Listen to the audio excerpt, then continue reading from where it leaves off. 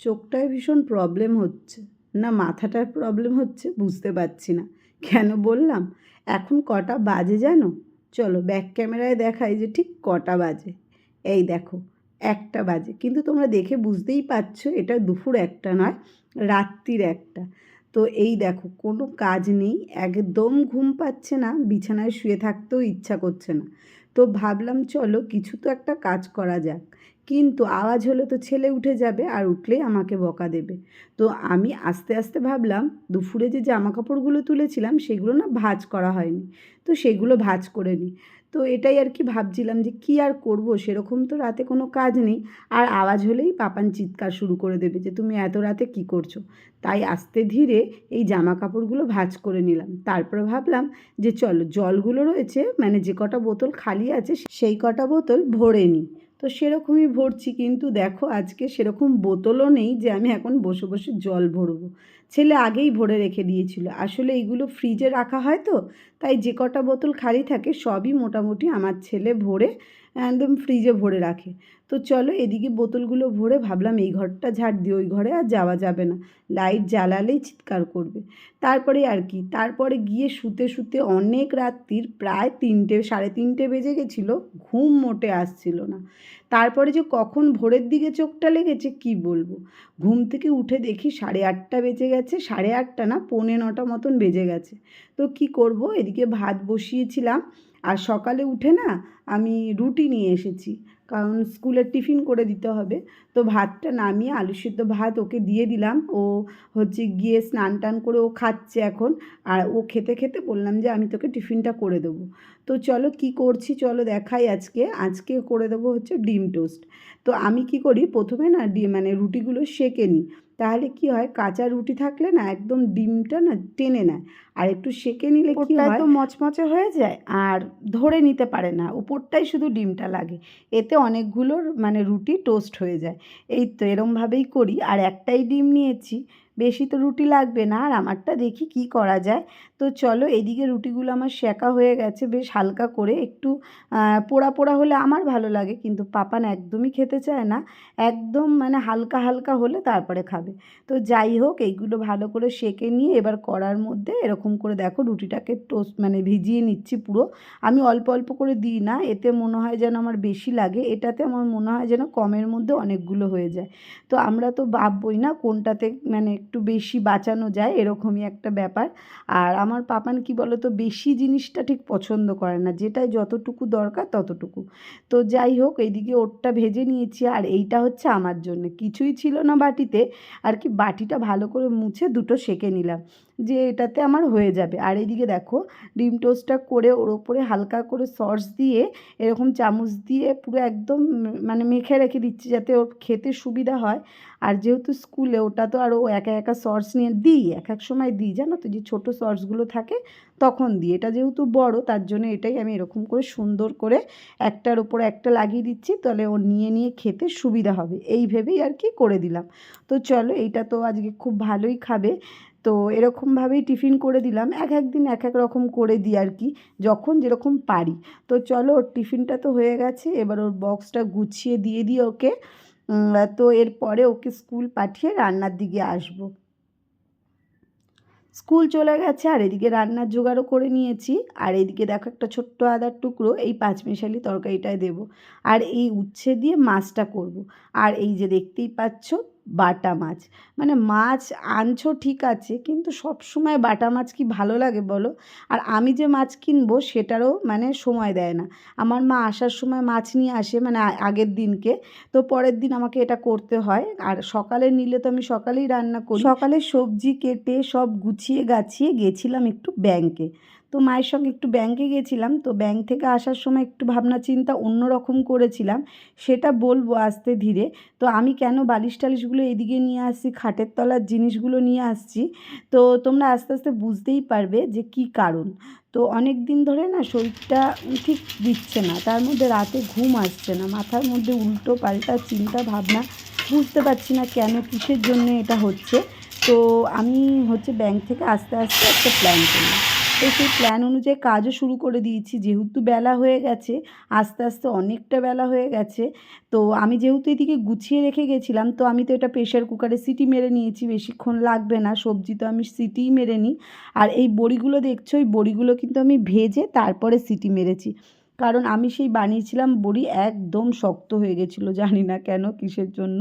যাই হোক, তো বড়িগুলো একসঙ্গে দিয়ে দিয়েছি, এবার নরম হয়ে গেছে। যাই হোক, এর মধ্যে একদম সিম্পল দিয়ে দিলাম একটু রাঁধুনি ফোড়ন আর নুন হলুদ, এই তো। আর একটু মিষ্টি লঙ্কা গোটা গোটা দিয়ে দিয়েছি আমি খাবো বলে। আর নামানোর সময় তো একটু চিনি দিতেই হবে, কারণ এটা হচ্ছে ওই ডাঁটা শাক মা এনেছিল। তো এটা আমি হচ্ছে গিয়ে রান্না করলাম, আর হচ্ছে উচ্ছে দিয়ে মাছ করব। তো এই যে উচ্ছে আলুটাও দেখো সেদ্ধ করে নিয়েছি। আমি কিন্তু তেল খুব কম দিয়েই রান্না করি, যেহেতু মায়ের বারণ। তোমাদের বারবারই বলি রোজ এক কথা। তো এরকমভাবেই আমি রান্নাগুলো করি, যাতে না তেলটা বেশি লাগে। তো ফোড়নে একটু তেল দিলেই কিন্তু মোটামুটি হয়ে যায়। কিন্তু তুমি কড়ায় তেল দিয়ে ওটাকে ভেজে রান্না করতে গেলে কিন্তু একটু বেশিই লাগে। যাই হোক, এই দেখো, এটা একটা ঘ্যাট বলো, চচ্চড়ি বলো, যেটাই বলো, সেটা আমার রেডি হয়ে গেছে। গোটা গোটা লঙ্কা দিয়েছি, বেশ সুন্দর হয়েছিল খেতে। তো কালকে আমি ভিডিও দিতে পারিনি, কারণ হচ্ছে গিয়ে শরীরটা সত্যি খুব খারাপ হয়ে গেছিলো। মানে না খেয়ে দিয়ে এই সমস্ত কাজ করেছিলাম না, পুরো একদম শরীর খারাপ হয়ে গেছিলো। আর যে ভিডিও এডিট করে আমি তোমাদের দেবো, সেটা আর পরে আমি পারিনি, কারণ অনেকটা বেলা হয়ে গেছিলো, আর আমি দুপুরে বসে এডিট করি ভিডিও। তো তার জন্যই এইরকম প্রবলেমটা হয়েছিল। আর হ্যাঁ, একজন আমাকে কমেন্ট করেছিল, তার উত্তর দিতে গিয়ে না আমার কমেন্টটা ডিলিট হয়ে গেছে। আমার ভীষণ খারাপ লেগেছিল। তো তুমি দেখে থাকলে নিশ্চয়ই তুমি আরেকবার কমেন্ট করবে আমাকে। আমার খুব ভালো লাগে কেউ কমেন্ট করলে, কিন্তু ওই যে মানে কমেন্টের উত্তর দিতে গিয়ে কী করে যে রিমুভ হয়ে গেল, আর আমি না কমেন্টটা পাচ্ছিই না। তো যাই হোক, খুব খারাপ লেগেছে আমার। গোনা ছয়েক একজন যদি কমেন্ট করে, সেটারও যদি আমি উত্তর না দিতে পারি, আর তার মধ্যে যদি ডিলিট হয়ে যায়, খুবই খারাপ লাগে। তো তোমার কাছে অনেক অনেক করে সরি চেয়ে নিলাম। জানি না তুমি দেখছো কি না ভিডিওটা। তো চলো, কথা বলতে বলতে এদিকে খাবারও রেডি, রান্নাঘর গোছানো হয়ে গেছে। এবার চলে এসেছি আমি সোজা ঘরে। তো দেখতে পাচ্ছ, ঘরে এসে খাটটা নিয়ে তোলপাড় শুরু করে দিয়েছি। হ্যাঁ, আজকে ইচ্ছা আছে খাটটা একটু ঘুরিয়ে নেওয়ার, কারণ দেখি ঘরটা ঘুরিয়ে কেমন কি হয় কি হয় না, বুঝলে। এবার তো এইটাকে ভেবেছিলাম খুব ইজিলি আমি ঘুরিয়ে নিতে পারবো, কোনো অসুবিধা হবে না। কিন্তু আমার ভাবনা চিন্তাটা একদমই ভুল প্রমাণিত হয়ে গেছে, কারণ ঘরটা অনেকটাই ছোট। তো এবার ঘরটার মধ্যে এই খাটটা এরকমভাবে ঘোরানো যাবে না।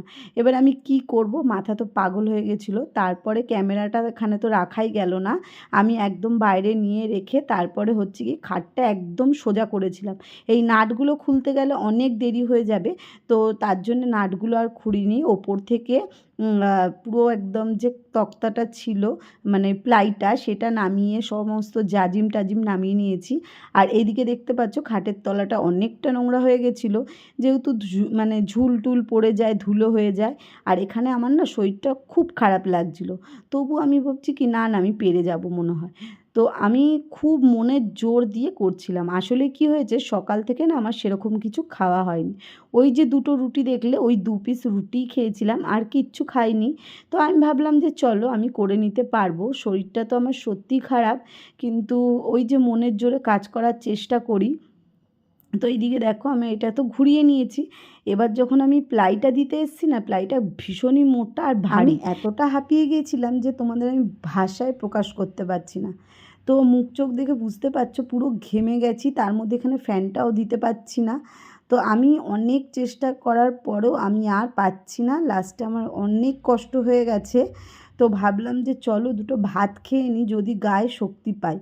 তো এখানটা আমি এরকমই ফেলে রেখে দিয়ে আমি চলে গেছি যে আমার দ্বারা আর সম্ভব নয়, এবার আমি যাই, হচ্ছে কি যা পারে হোক, পরে আমি ঠিক করে নেবো। তো সেই ভাবনা চিন্তা করে বেরিয়ে গেলাম ঘরে, মানে ঘরের বাইরে। এদিকে দেখতে পাচ্ছ ফ্যানটা এদিকে ঘুরিয়েছি, যেহেতু ফ্যানটা বাইরে ছিল, ঘরে ঢোকানো যাচ্ছিল না। আর এই যে আমি ভাত নিয়ে নিয়েছি, আর চোখ মুখ দেখে তোমরা বুঝতেই পারছো। তো আমি ভাবছি যে আমি ভুল পাঙ্গাটা নিয়ে নিইনি তো, মানে ইচ্ছা করে আমি ছেলে নেই মা নেই আমি ইচ্ছা করেই করলাম যে ওরা না থাকলে আমি কাজটা করব। ছেলে দেখলে তো এসে রেগেই যাবে যে কেন করতে গেছো, ও থাকলে সুবিধা হয় কেউ ধরে দেয়। এদিকে মা আমাকে বলছিল যে শরীর খারাপ লাগছে দে আমি ধরে দিই, আমি বলছি না না তোমারই কোথায় লেগে যাবে। মাঝখানে মা এসছিল খেয়েছে, আর আমি অনেকক্ষণ রেস্ট নিয়েছি, শুয়ে টুয়ে ছিলাম ওই ঘরে, তারপরে এসেছি এখানে কাজটা সারতে, কারণ এটা ফেলে রাখলেও তো হবে না। তো ছেলেও এসে যাবে, তাড়াতাড়ি করছি আমি। অনেকটা বেলা হয়ে গেছে।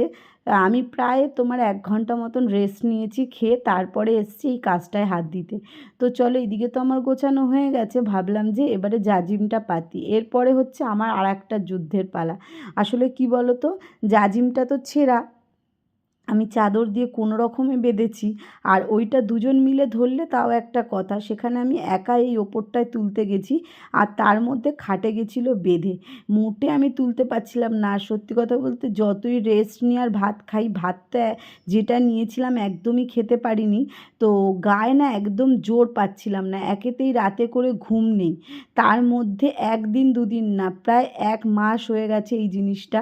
আমি ডাক্তার যখন দেখিয়েছি ডাক্তারকেও বলেছি, তো অনেক কিছু প্রবলেমের জন্যই আমার এইগুলো হচ্ছে আমি বুঝতে পারছি। তবু ওই যে মনের শান্তির জন্য খাটটা ঘোরালাম যদি একটুখানি আমার হয়। আর এইদিকে দেখো ওই জায়গাটা ফাঁকা হতে ফ্যানটাকে আমি এইদিকে নিয়ে এসেছি, মানে আমি আর পাচ্ছি না, এত কষ্ট হচ্ছিলো।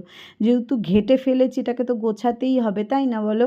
তো এর জন্য আমি এইগুলো করছিলাম। এবার ছেলের জন্য ফেলে রাখলে কখন রাখবো, ওই এসে খাবে দাবে আবার পড়তে যাবে।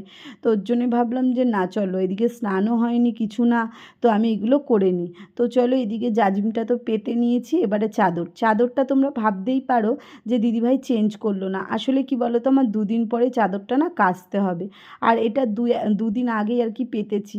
তো এই চাদরগুলো এত মোটা না, আমার কাচতে অনেক কষ্ট হয়। তো এর জন্য ভাবলাম যে বাবা আবার ২টো চাদর একসঙ্গে তো রয়েইছে, আগের একটা চাদর আবার এই চাদরটা, তো সেই ভয়ে আমি আর চাদরটা নিলাম না। মানে চাদরে নোংরাও হয়নি, আমি ঝেড়েই নিয়েছি। তো ভাবলাম ২ দিন পরে তো সেই আমার বিছানাপত্র সব কাচতেই হবে, তো তোমরা তো বুঝতেই পারছো কেন বলছি। যাই হোক, এর জন্য আমি আরও আর কি চাদরটা চেঞ্জ করলাম না। আসলে আমি ভুল সময় না পাঙ্গাটা নিয়ে ফেলেছি, আমার টাইমটা ঠিকঠাক হয়নি আর কি, এই টাইমটা আমার করাই উচিত হয়নি। একেতে শরীর খারাপ, তার মধ্যে শরীরটা দুর্বল, ঘুম হচ্ছে না। তো যাই হোক, করে ফেলেছি যখন এটাকে তো আমার গোছাতেই হবে। আর একদিকে দেখো জানলাটা পুরো পেয়ে গেছি, ছেলে আগে ওই কোণটায় গিয়ে বসতো, একদম আলো পেতো না, তাও ওখানে গিয়ে বসতো। এখন পড়তে বসলে আলোটা বেশ ভালোই পাবে, কাচের জানলা, জানলা যদি আমি বন্ধ করে দিই না সুন্দর আলো আসে। তো তার জন্য আমি ভাবলাম যে চলো ঠিকই আছে যাই আছে, তো কদিন দেখি তারপরে দেখা যাবে। আর আমার একটা স্বভাব এত খারাপ, আমি একভাবে ঘরের জিনিস রাখতেই পারি না, একবার এদিক একবার ওদিক এইসব করতেই থাকি। তো চলো এইদিকে আমার বিছানা তো গোছানোই হয়ে গেছে, এবারে হচ্ছে ঘর ঝাড় দিয়ে ভালো করে মুছে মাছে নিতে হবে। আর যে জঞ্জালগুলো বেরিয়েছে খাটের তলা দিয়ে, হ্যাঁ, তো সেইগুলো আর কি বাইরে একটু ফেলে দিয়ে আসবো। তো চলো এদিকে তো হয়ে গেছে, মাদুরটা এখন আপাতত এখানে রাখি, পরে দেখি কোথায় রাখা যাবে, খাটে আর রাখা যাবে না। তো এদিকে ঘর পুরো পরিষ্কার, এবারে চলে আসলাম ঘরটা ঝাড় দিতে। এদিকে ছেলে না পুজো দিতে ভুলে গেছে আজকে, তো ও এসে সন্ধেবেলা ওকে বলবো পুজোটা দিয়ে দিতে। কাকি ফুল দিয়ে গেছিলো, কিন্তু ওই যে পুজোটা দেওয়া হয়নি, ওকে বলা হয়নি মেন কথা যে তুই পুজোটা আজকে দিয়ে দিবি, তো সেই কারণেই পুজোটা ও দেয়নি। তো চলো এদিকে ঘর ঝাড় দেওয়া হয়ে গেছে, এবারে ওই ঘরটা ঝাড় দিয়ে তোমার হচ্ছে নোংরাগুলো ফেলে দিয়ে আসবো প্লাস্টিকের মধ্যে। বেশি যে অনেক নোংরা হয়েছে সেটাও না, কিন্তু যতটুকু হয়েছে ততটুকু বেশ ভালোভাবে পরিষ্কার হয়ে গেছে। আর এদিকে তো রান্নাঘর আমি রান্না করে সব পরিষ্কারই করে রেখেছিলাম, রান্নাঘরের আমার কোনো কাজ নেই। তো ঘর ঝাড় দিয়ে ভালো করে ঘরটা মুছছি, আর এই সামনেটা বেশ অনেকটা জায়গাই হয়েছে, আর ওই গলিটার মধ্যেও একটু গলি মতন তো হবেই। তো যাই হোক, বেশ ভালোই হয়েছে, সুবিধা হয়েছে। আর এখানে বেজে গেছিলো প্রায় 4:30। তো ভাবছি যে না এবার আমাকে স্নান করতে হবে, তো চলো স্নানটা সেরে নিই। স্নান করে আসলাম, ফ্যানটা চলছে, ফ্যানটা আর বন্ধ করলাম না, একটু আওয়াজ হবে। তো আজকে আর সেরকম কী দেখাতে পেরেছি কিনা আমি জানি না, ভিডিওটা এডিট করার সময় গিয়ে দেখতে পারবো। খুব শরীর খারাপ লাগছিলো, মানে আসলে আমি সারাদিন না খেয়েছিলাম তো, এর জন্য মানে ওরকম হচ্ছিলো, এত শরীর খারাপ লাগছিলো। তারপর 2টো ভাত নিয়ে বসেছি, তারপরেও ফেলে দিয়েছি, খেতে পারিনি। মাথা ফাথা ঘুরছে, যেহেতু কাজটা ধরেছি কমপ্লিট তো করতেই হবে, তাই অনেক কষ্টে করেই স্নান করে উঠলাম। আর এখন বাজে তোমার 4:50। তো এখন স্নান করলাম, যেখানে 1:30 2টোয় করে ফেলি সেখানে আজকে এত লেট হয়ে যেত, যদি শরীরটা না খারাপ করতো হয়ে যেত। তো চলো, ভিডিওটা আজকে ছোটো মতনই হলো। তো কালকে রাতে যেহেতু সারা রাত্রির ঘুম হয়নি, এদিকে হচ্ছে কি সকাল সকাল উঠতে হয়েছে, সকাল সকাল উঠে মানে ঘুম হয়নি তো কী করবো, তারপরে গেছি ব্যাংকে, কত কাজ করেছি আর একটু ঘুম হয়নি। আর এখনও মানে দেখি ঘুম পাই কিনা, একটু ঘুমাবো, জানি না কি হবে, কারণ ঘুম আমার একদমই হচ্ছে না, 2-3 দিন ধরে তো ঘুমই নেই। আর আগেও অনেক রাত্রিরে ঘুম পেত, 1টা 1:30 বেজে যেত। তো কালকে তো একদম লিমিট ছাড়িয়ে গেছে, কালকে রাতের বেলা ঘুম আসছে না, আমি কাজ বাজ করলে হয়তো একটু ঘুম আসবে।